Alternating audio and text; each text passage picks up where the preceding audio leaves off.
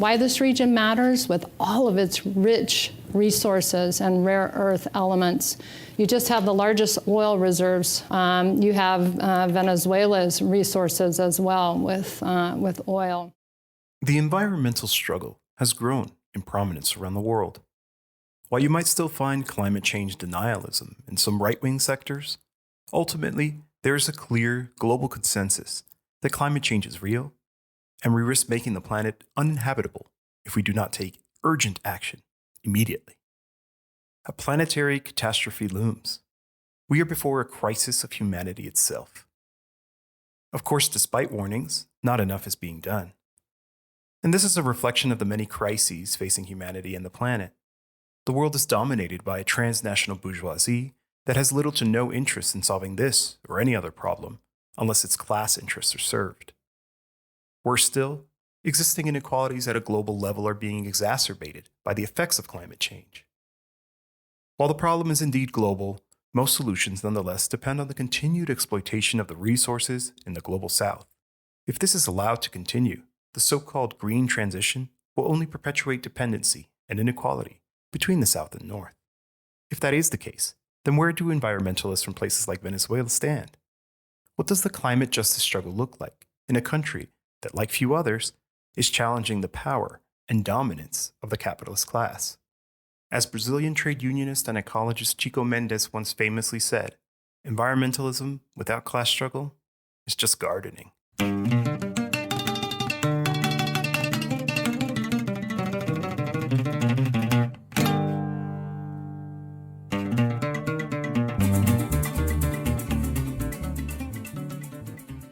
Welcome to the Venezuelanalysis podcast.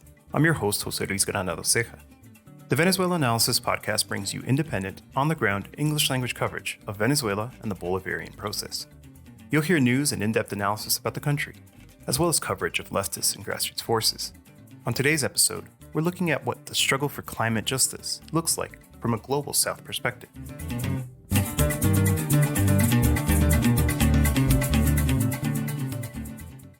I'd actually like to make an important addition to the quote from Chico Mendes, one that was made by Professor Jason Hickel, who says that, quote, environmentalism without anti-imperialism is eco-fascism, end quote.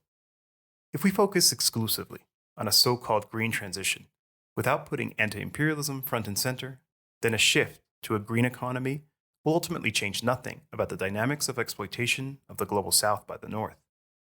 Instead of pushing for regime change in the name of securing access to oil, it will be done in the name of access to lithium. But even here, in the global South, there is another important debate happening. How can progressive and leftist governments tackle this challenge and break this paradigm? Should we really settle for a situation where our economies are based on the export of primary goods? What do we make of the term extractivism, that is, the extraction of large amounts of primary commodities in service of the global capitalist model? By retaking control of the region's natural resources, pink-tide governments throughout Latin America were able to make great strides in the redistribution of wealth, working to attend to the social debt owed to the population. Today, U.S. imperialism continues to salivate at the notion of having access to cheap resources. But are there latent dangers?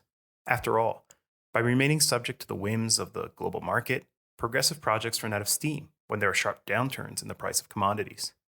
Or we can look at the case of Venezuela specifically, which has seen a rollback of so many of the social gains that had been achieved because of the power of U.S. imperialism to limit the sale of commodities like oil in the international market.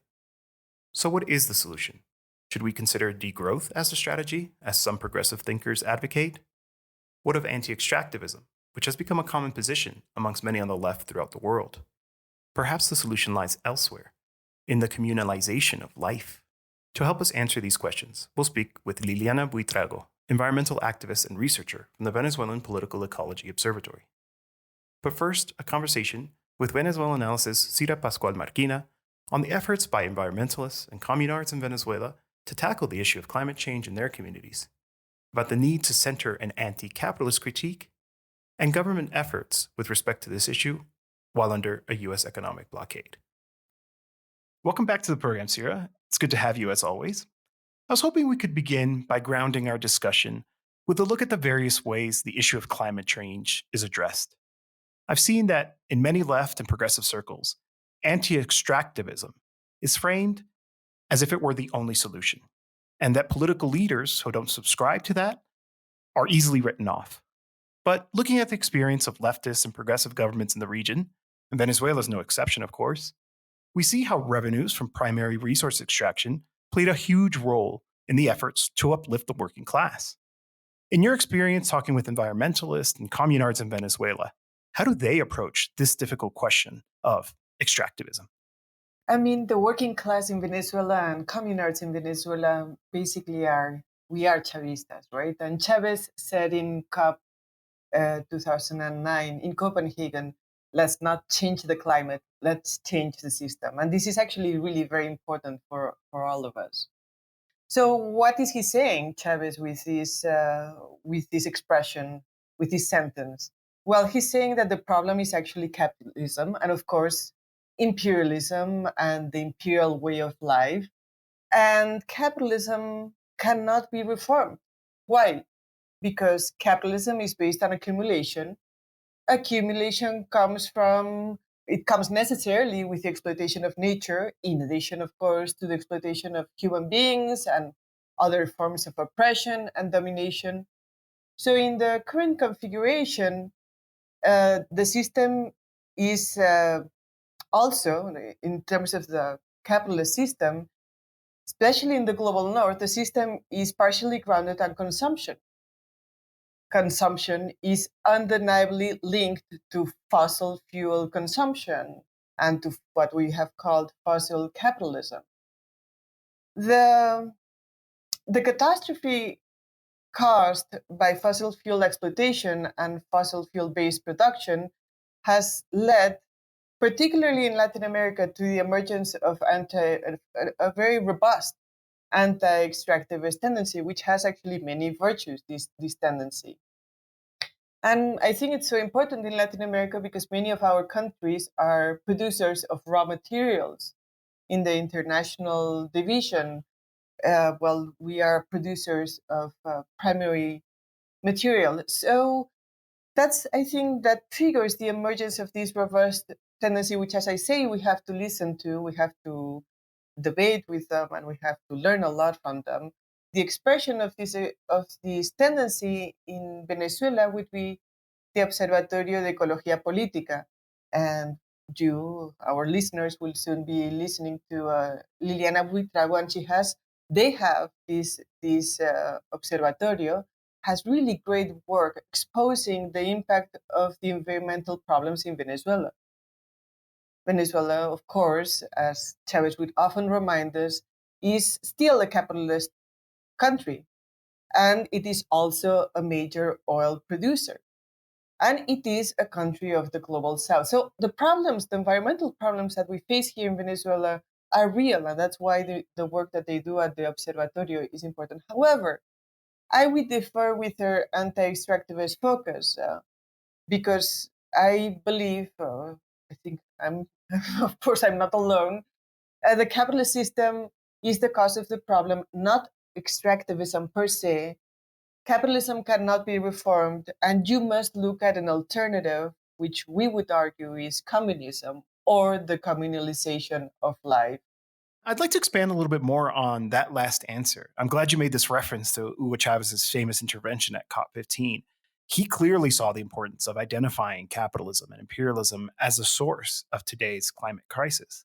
Nonetheless, we see in some environmental circles an effort to shy away from that sort of critique, that anti-capitalist critique, and we see these other kinds of understandings filtering their way in. So I wanted to ask you, why do you think this is so? Do you think it's deliberate? Is there an effort to try to move away from the kinds of criticisms that we used to hear from certain leaders like Hugo Chavez that linked the climate crisis to the crisis of capitalism? Well, I'm not sure if it's conscious, although probably the funding sources that fund this tendency are aware of it. But many of these intellectuals are actually very, very committed, and they are actually social activists too, who have a real commitment to the working people in their countries. So, and as I said before, I think that we have a lot to learn from them. So I think basically there is for sure kind of like a tendency shift in Latin America.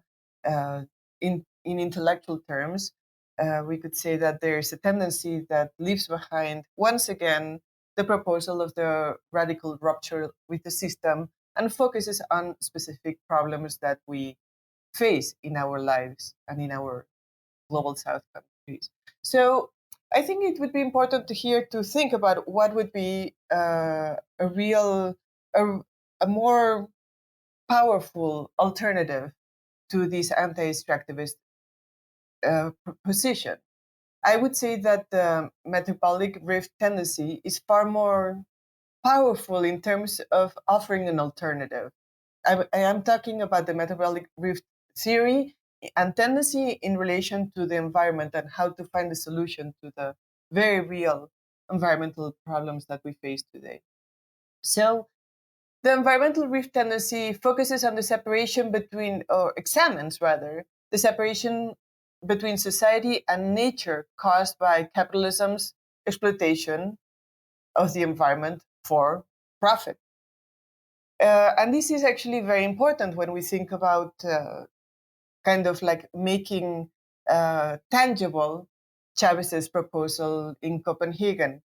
And I actually would recommend our readers to read an article that appeared in Monthly Review, but also in Venezuelanalysis, that's called Where Danger Dies, The Communal Alternative in Venezuela. It's by Chris Gilbert. And there he explores the ecological aspects of Venezuela's project of communal socialism as a civilizatory alternative with a metabolic perspective. And basically, what he argues, and I would agree, is that a radical solution to capitalism, to its destructive social metabolism, would be communal socialism, which aims to return control of production to producers, basically.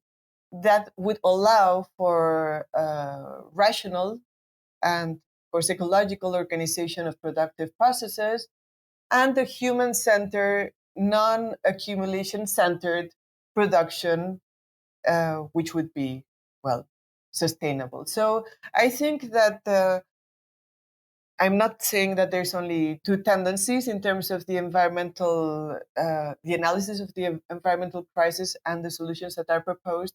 But roughly, I would say that in our context, in the Venezuelan context, those would be the way that we could pan out or map out the two solutions.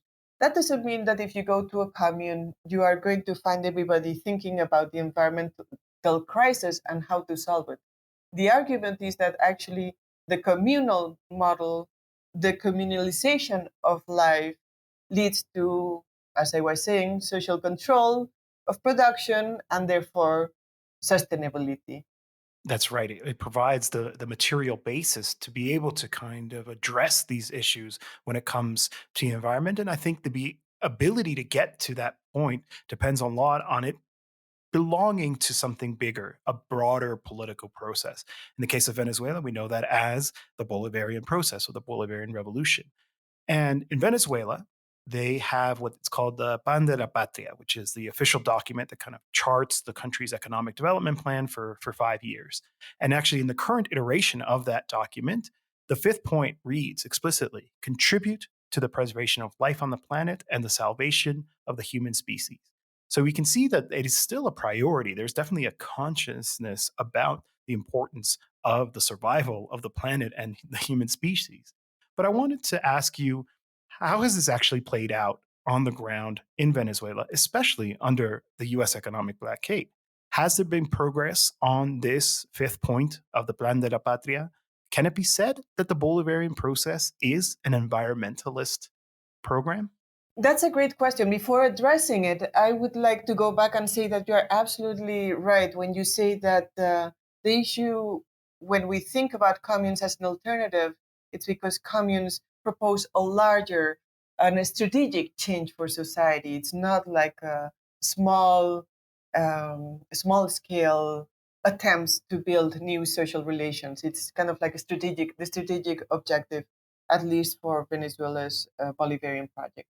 But going back to your question, indeed, in 2012, Chavez, we believe that pretty much with help with some other people. But Chavez wrote the Plan de la Patria, the Homeland Plan.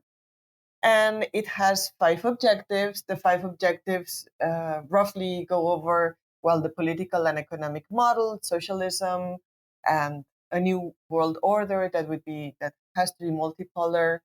And then the 5th objective, which is the one that you were going off, is, well, basically deals with sustainable development, combating climate change, preserving biodiversity, etc., etc. But your question is actually very important. Is this actually happening in Venezuela? And especially in a country under siege, which actually limits kind of like the wiggle room, the capacity to take certain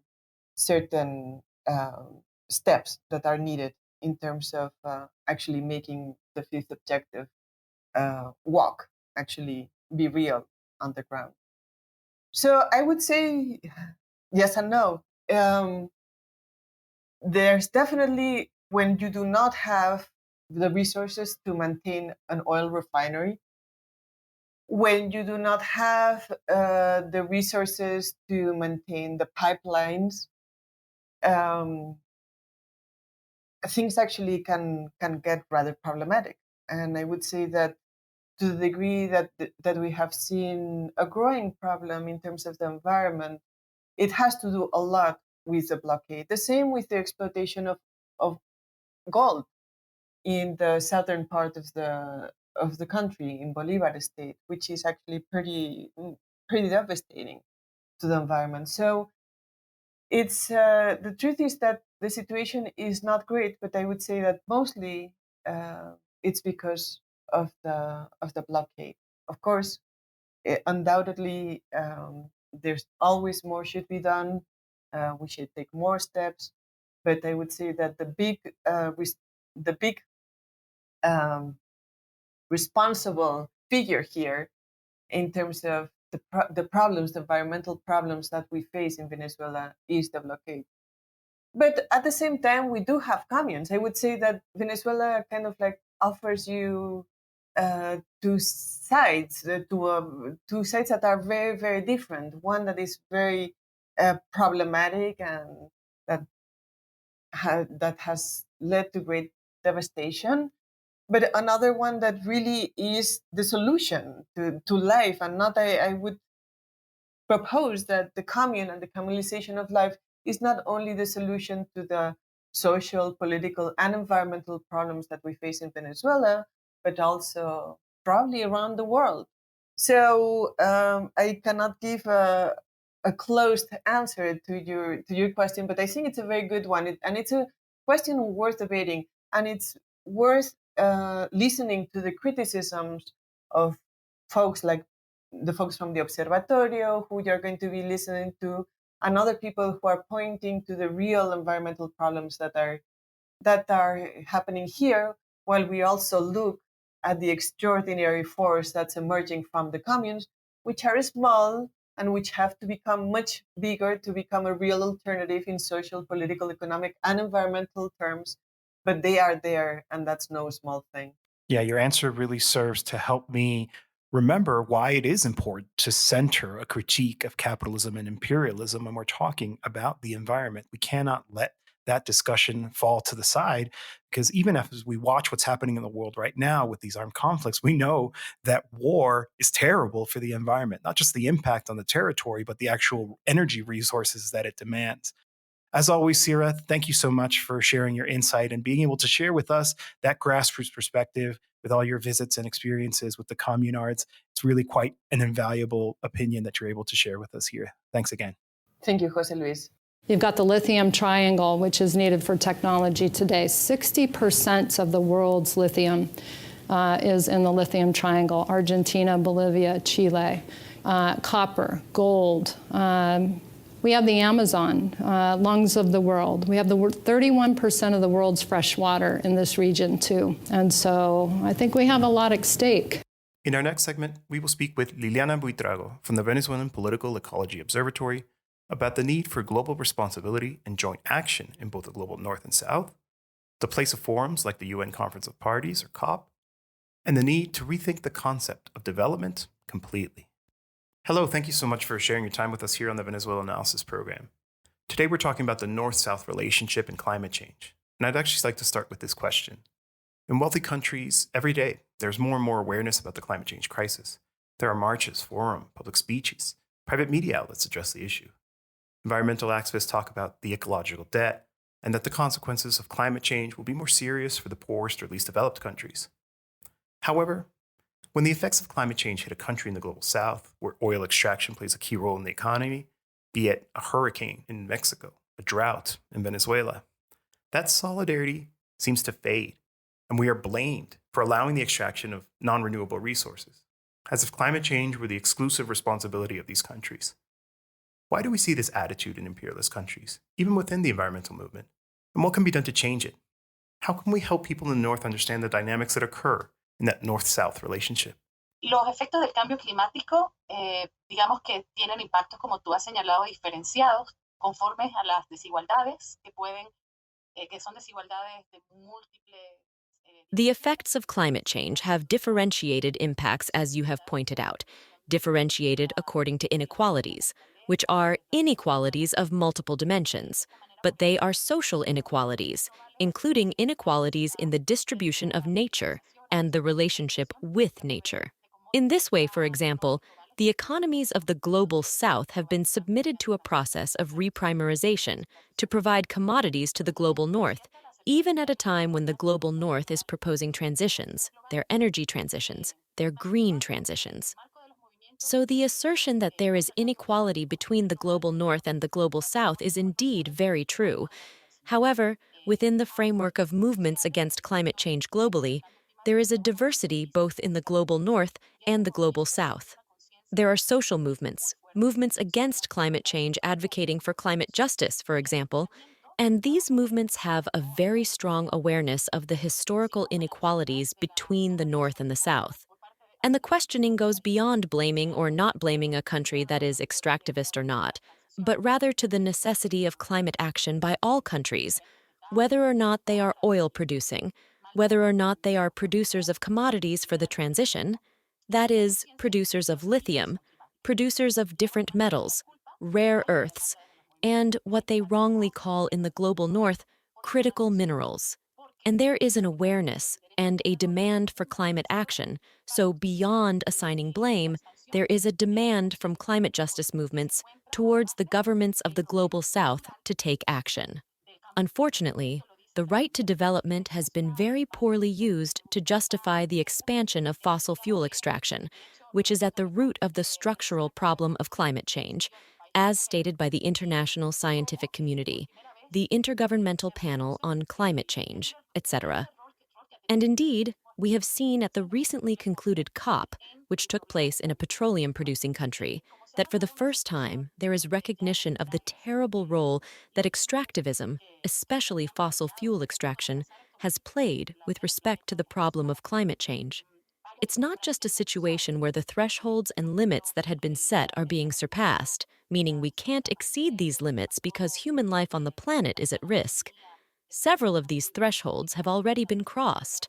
For example, the melting of ice caps, permafrost thawing, and the impact on the Amazon rainforest, among others. A whole series of scientific thresholds that are established, which should not be crossed, have already been surpassed. We are in an emergency situation. So it's not just about assigning historical responsibilities to developed countries in the global north, especially China, as one of the main polluters, the USA, the European Union. It's not just about reminding them of their historical role, but reminding them of the historical role while also taking climate actions in the global south as well. It is a vicious cycle where definitive solutions that would lead to an overcoming of the climate crisis, the global environmental crisis, are not being reached. As a result, often actions by countries in the South are not taken because this recognition of historical responsibilities of those in the North is pending. We have been in this vicious circle for 30 years already. It's been 30 years of COP, 30 years of meetings not only to address the issue of the climate crisis, but also a series of other environmental issues such as loss of biodiversity, global pollution problems, and other environmental impacts that are crucial. For example, This year, a new summit will be held for the Escazú Agreement, which is an agreement that should be signed by all countries in order to protect the rights of nature defenders. And on this, social movements from the North, but especially from the Global South, have been emphatic. Because this is a multi-scale problem, it's a problem that arises not just because of a lack of implementation of public policies, but also a problem of climate inaction. What we are confronting at the moment from countries in the global North and South, in other words, is the lack of effective climate action, regardless of the country's conditions. Action must be taken and commitments must be made regarding the situation. So we can say that this problem has many dimensions, where it is essential to consider local, national, and global scales. While it's true that economies in extractivist zones, such as Venezuela and others that have been mentioned, countries where there are strong extractivist activities and their economies rely on oil production, it's important to take action that will lead to the diversification of their economies that will allow for a just and popular transition, to draw from the Eco-Social and Intercultural Pact of the South, for example, which is a space where we have made a series of proposals for just transitions with an interpolation to the global North. We believe that the important role of countries in the global South at this moment is to take climate action, while acknowledging the historical responsibilities of countries in the global North. We also denounce false solutions because some of the transitions proposed from the global North propose an expansion of energy production and new sacrificial zones in the global South. These zones will not only provide oil for war, oil to continue feeding the model that sustains the civilizational crisis, the model of development or misdevelopment, as Vandana Shiva would say, which currently sustains the modern colonial world. But they also propose that we will be the providers of a whole series of critical minerals that will establish new sacrificial zones with even greater environmental impacts. This dynamic must be stopped. We, the countries in the global South, cannot continue reprimarizing our economies, and the demand goes beyond not extracting non-renewable resources like fossil fuels. It's about seeking measures and taking climate actions at this moment. One of the initiatives that seems viable to me, and in fact there are studies and commissions backing it in some of the countries that have signed it, is the agreement on the non-proliferation of fossil fuels, which is a global agreement that Colombia, for example, a country from the global South, has recently signed, becoming one of the first countries to do so. It is important to note that there are scientific studies on this because there is also a tendency to infantilize the environmental discourse. These demands to not extracting fossil fuels or leaving fossil fuels underground have been delegitimized, as if we are proposing it be done overnight. This is impossible, and all the social movements that promote it agree on this. So, it's not that solidarity fades away and blame is assigned, but rather that there is a whole series of proposals that are dismissed and ignored, made invisible by the media because it's simplified and the issue is polarized. This claim, we are oil producing, we are poor, and we have the right to development, is reactive. And that's where the discourse ends. When what is proposed is that absolutely all countries should have the right to propose and be able to envision a just and popular transition that can also include the people. Furthermore, the effects of climate change do not affect one country more than another. They affect all countries, every single one. Obviously, they have differentiated consequences and impacts in terms of social inequalities, but there is no country in the world that is exempt from the impacts of climate change. That's why we've seen terrible fires in the global North, or in countries commonly referred to as developed countries, such as the fires in Australia and the floods in China, Japan, etc. The water crisis that Germany, the United States, and others are currently experiencing. There is no geographical distinction. What exists is a differentiated impact that requires, obviously, differentiated adaptation and mitigation strategies as a result of the social inequalities imposed by the capitalist system, by the extractivist system on sacrificial zones.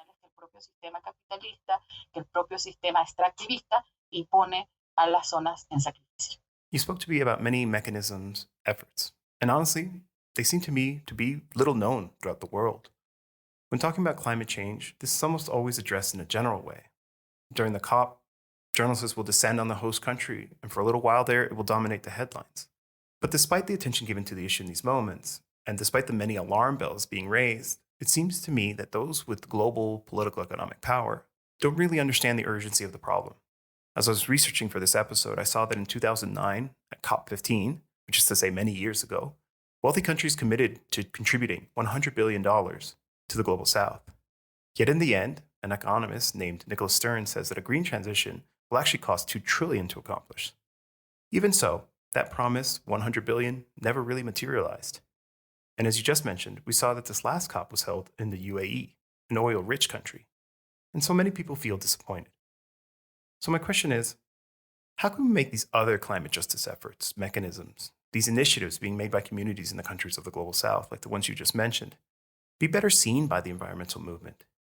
Because it seems to me that perhaps we're making a mistake paying so much attention to spaces like the COP. We can say it's almost all theater at this point. So, where is it worth focusing our efforts with people who want to see us take real decisive action regarding climate change? Realmente las transiciones justas, que no es un término nuevo, es un término que emerge desde los años 70 y 80. Yes, indeed. Just transitions, which is not a new concept, emerged in the 1970s and 1980s within the U.S. labor movement and numerous other movements that arose and protested against extractive industries and also against nuclear technologies to argue that there cannot be transitions unless the rights of workers are taken into account. It has since been a term that has been extended to propose this concept of ecological justice, together with environmental justice, which are both concepts that have emerged from social movements. As we say in this document that I would like to recommend, called The Manifesto of the Peoples of the South for a Just and Popular Energy Transition from the Eco-Social and Intercultural Pact of the South. This is a roadmap for the actions to be taken. We propose that the issue of just, popular, and radical transitions is a multi-scaled issue. Let's say that the COP addresses one of those scales, and it has to do with the role that nation-states must play. That's why they are called Conference of Parties. They are summits of countries. This is one of the dimensions that must be addressed. So this is not a dimension that should be abandoned at all, but where obviously the policies, actions, and commitments that countries assume in those spaces have a fundamental role. In those spaces, there is disagreement between the demands of civil society, what they call civil society in those spaces, which for us is what we call popular power, the social movements, grassroots organizations, communities organizing in the territories in defense of water and life, versus the demands of corporations that increasingly have co-opted nation-states. There is a process of corporate capture of states in these spaces. The COP cannot be understood without seeing the role that these large corporations are playing and how they act in the face of nature defenders and the rights of nature. In fact, Latin America is one of the regions where the most land defenders are killed by those who manage the interests of corporations. And in this dynamic, states are also operating. So states have become the enablers of the interests of these corporations. In fact, this consequence becomes clear when we see how the COP is held in an oil-producing country, a summit where the most radical proposal currently coming from social movements, civil society, and the international scientific community is to leave fossil fuels underground and move towards a civilizational transformation, because this is a civilizational crisis. The modern colonial capitalist civilizational model and the entire economy that revolves around it today is not functioning and is causing the extinction of species on planet Earth. So what we see there is the visibility of these tensions. So if the COP has become pure theater, it has to do precisely with logic that operates behind the scenes. It's an especially discursive staging, that of the so-called green economy, which uses, for example, compensation mechanisms, and this discourse of greenwashing that promotes strategies that in reality recreate new ways of expanding fossil fuel extraction in the world instead of seeking ways to leave them underground, which is what needs to be done. Obviously, it's very difficult to imagine a political, socioeconomic, and sociocultural reality that isn't centered on fossil fuels. But unfortunately, it's necessary to do so, even though it's extremely difficult. That's why plans for just, radical, and popular transitions are needed in all countries. There is also a very strong crisis of global democracy that has pulled the political spectrum towards authoritarian forms, benefiting a certain ideological fundamentalism, and this does not contribute to the diversity of voices defending water and territories in the world. This is something in dispute, and as long as states are tasked with managing the public sphere to build societies to survive, to move forward, we will have to continue demanding that the public sphere be democratic. And in that democracy, the commons, those who manage the commons, those who manage the territories, those who manage and care for nature, must increasingly have a greater say in their defense, even when they are criminalized, murdered, killed, and they must also be present in these COP spaces. Our role as a so-called civil society, as organizations, various forms of free association that we have established in different countries, is to continue advocating for a public space managed by nation-states. This is the hegemonic model.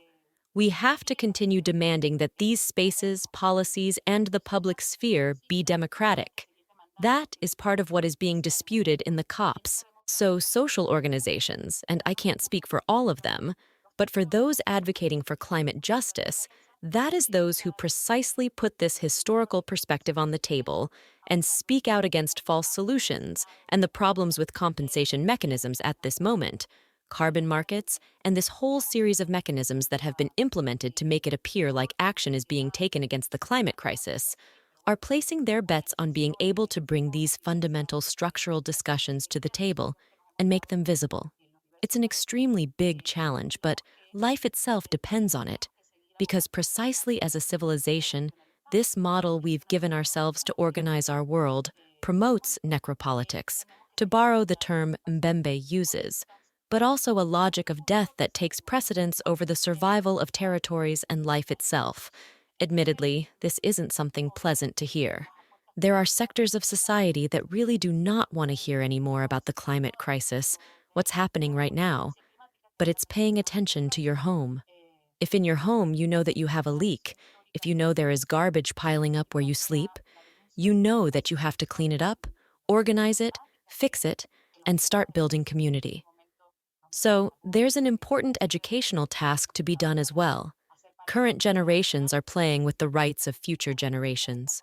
The climate justice movement and the recognition of rights of future generations have made it so that there are many young people who are leading the protests, mainly in the global north, but also in Latin America. Young people are starting to organize because they see their future rights being violated and curtailed.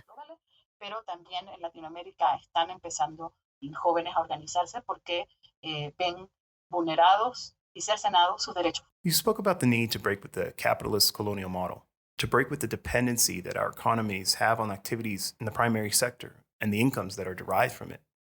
What I find very interesting is that, at least we can say that in Venezuela, this possibility, breaking with the capitalist colonial model, is on the horizon. There are popular movements that call for precisely that, something that is frankly not seen in many countries in this world. There is awareness in Venezuela that this crisis is linked to the democratic crisis, to the crisis of representation, to the crisis of capitalism itself.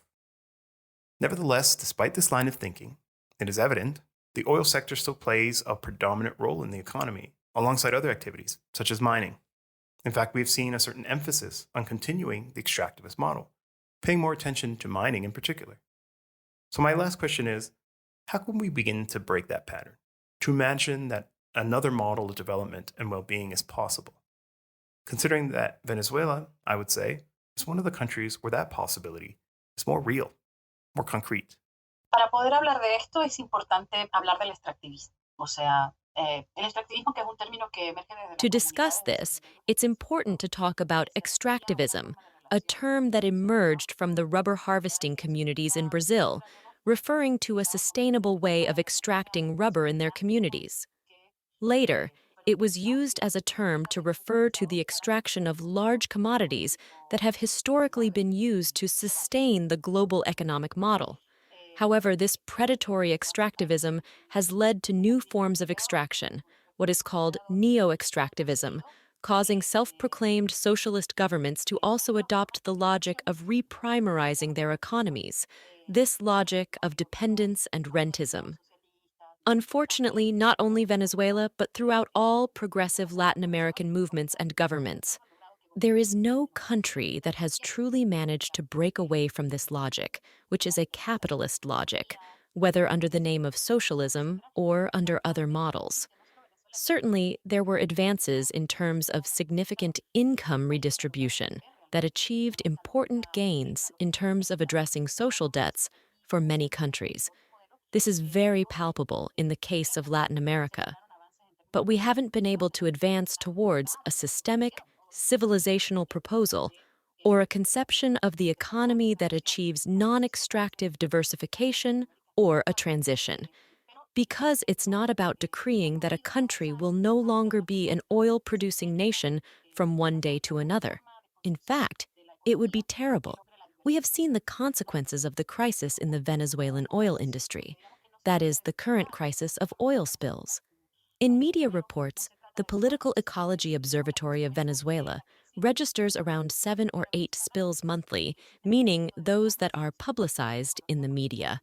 So, at this moment, the impact of the emergency contraction experienced by the oil industry, in which we currently find ourselves, is precisely due to the lack of attention that has been given to the Venezuelan oil industry as a result of the US-led economic blockade, management issues, and other factors. An urgent contraction, that is, the stopping of production overnight, has significant environmental impacts, possibly even worse ones. This is a debate that, for example, took place in Yasuni, Ecuador, where a consultative referendum was held concerning the non-extraction of fossil fuels in an area of the Yasuni. It was a binding consultation, and the government is obligated not to exploit that oil block located in the heart of the Amazon. So the issue there is to see how to stop extracting oil with the existing facilities that are already in place extracting it. There is a whole discussion about how the closure of the oil wells should be done, how that transition will occur, etc. And it can be useful if we think of it as an example of climate democracy, as an example that shows communities know that oil must be left underground. A majority voted for it. Unfortunately, there is currently non-compliance by the state in Ecuador due to the situation there. But there is a proposal on the table. So, how can we break that pattern? Imagine a development model for us. The first thing to do is to rethink development itself, whether it's socialist development, capitalist development, communist development, social democratic development. Development as such has a fundamental problem, and it has to do with the belief that the resources we have are infinite.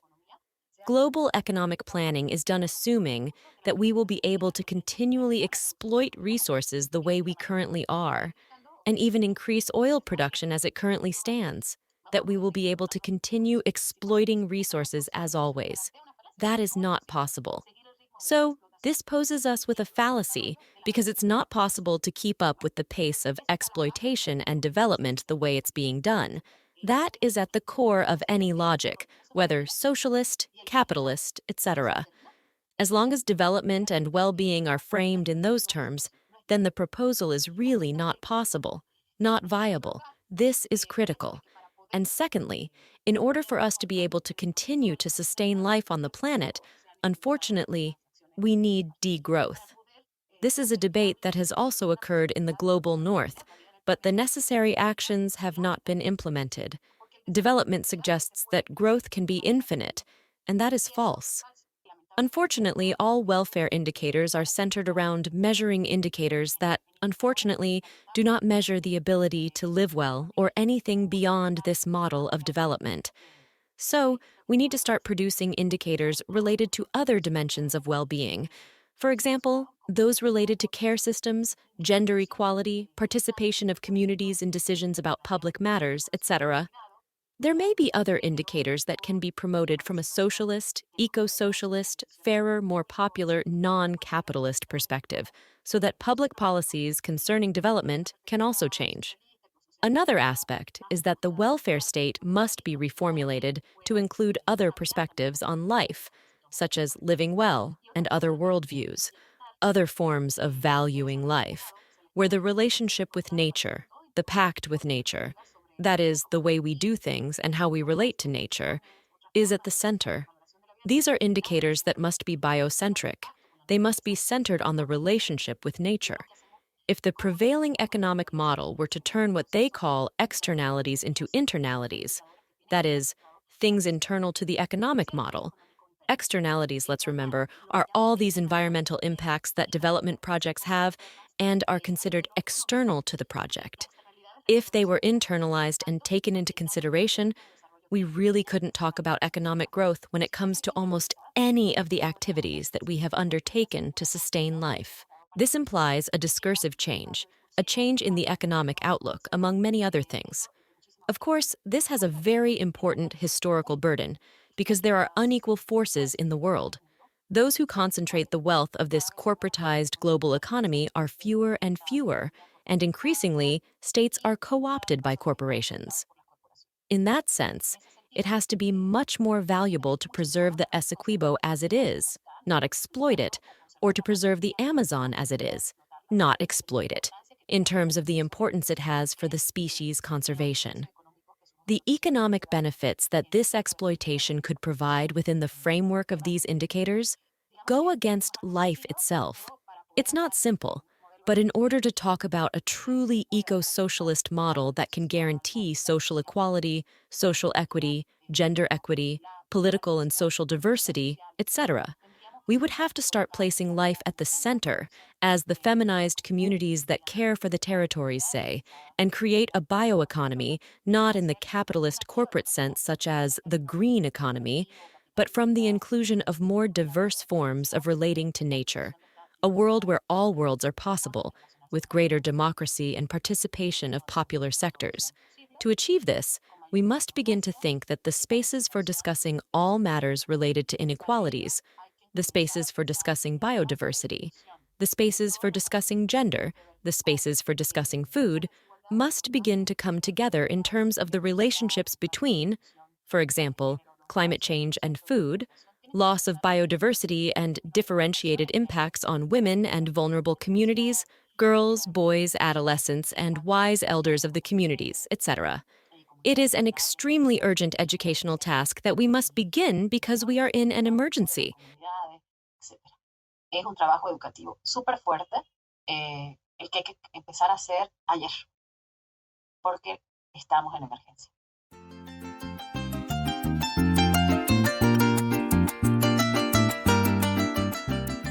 That's our program for today. For more on the issues explored, check out episode 17, Life is Better in the Commune, episode 6, Building Feminism Every Day in Venezuela, and episode 2, Popular Power Under Duress. One final note. I have to confess that I'm rather cynical about our ability to tackle the climate change crisis from a working class perspective, for all the reasons we explored on this program. But success also depends on voices in the global north assuming an anti-imperialist outlook. And thus far, I don't think we're there, and time is running out. On October 25th, in a sign of what climate change has in store for us, Hurricane Otis made landfall in Acapulco, Mexico, as a Category 5 hurricane, having increased from a Category 1 in just 12 hours, a climate phenomenon never seen before. I will never forget how senior climate justice reporter for The Guardian, Nina Lakhani, instead of showing concern for the working class victims of that catastrophe, spent her energy criticizing Mexican President Andrés Manuel López Obrador, writing on social media about his, quote, love affair with fossil fuels that turbocharged the storm, end quote. As if it were Mexican fossil fuels alone that were responsible for creating the conditions that led to this extraordinary weather event. As if she weren't writing from the comfort of her home in a rich country, living off the spoils of centuries of exploitation of the global south. All because López Obrador, like Hugo Chavez in Venezuela, decided that the state should exercise its sovereignty over the country's natural resources for the benefit of the people. This is what Chico Mendes meant when he said environmentalism without class struggle is just gardening. If we leave the struggle for climate justice in the hands of people like Lakhani, we might save the planet, but we'll destroy the lives of working class people in the global south at the same time. Be sure to visit us at Venezuelanalysis.com for regular news and analysis on all things Venezuela. We're also everywhere on social media. If you enjoyed the program, please share it with your friends.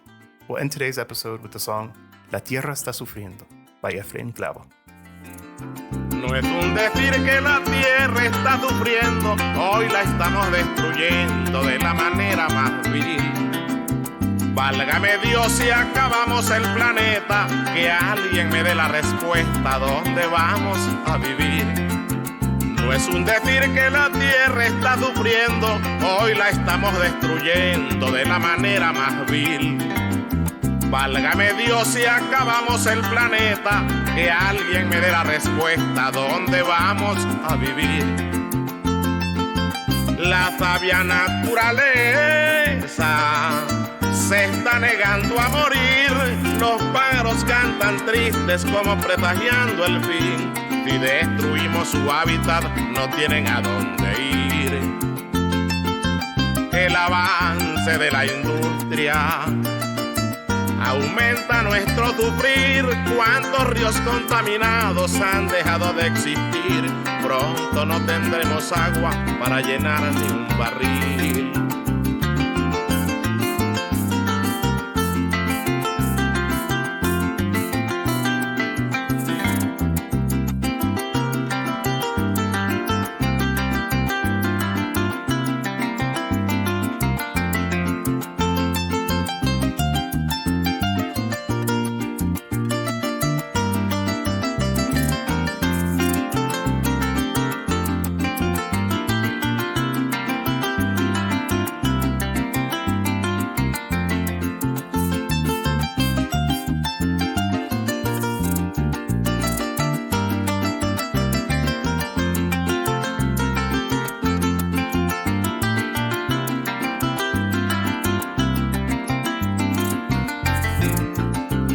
Sería si tomáramos conciencia, la madre tierra contenta se sentiría muy feliz. Si los países que pregonan ser potencias usaran la inteligencia, tendríamos buen porvenir. Bueno sería si tomáramos conciencia, la madre tierra contenta se sentiría muy feliz. Si los países que pregonan ser potencias usaran la inteligencia, tendríamos buen porvenir. ¿Para qué construir bombas que beneficia un misil que buscamos en la luna, en el remoto confín? Si Jehová nos dio un planeta con todo para vivir. Es mi humilde posición. ¿Quién me va a discutir? Eduquemos nuestros niños para cuidar el jardín, si no irremediablemente nos tendremos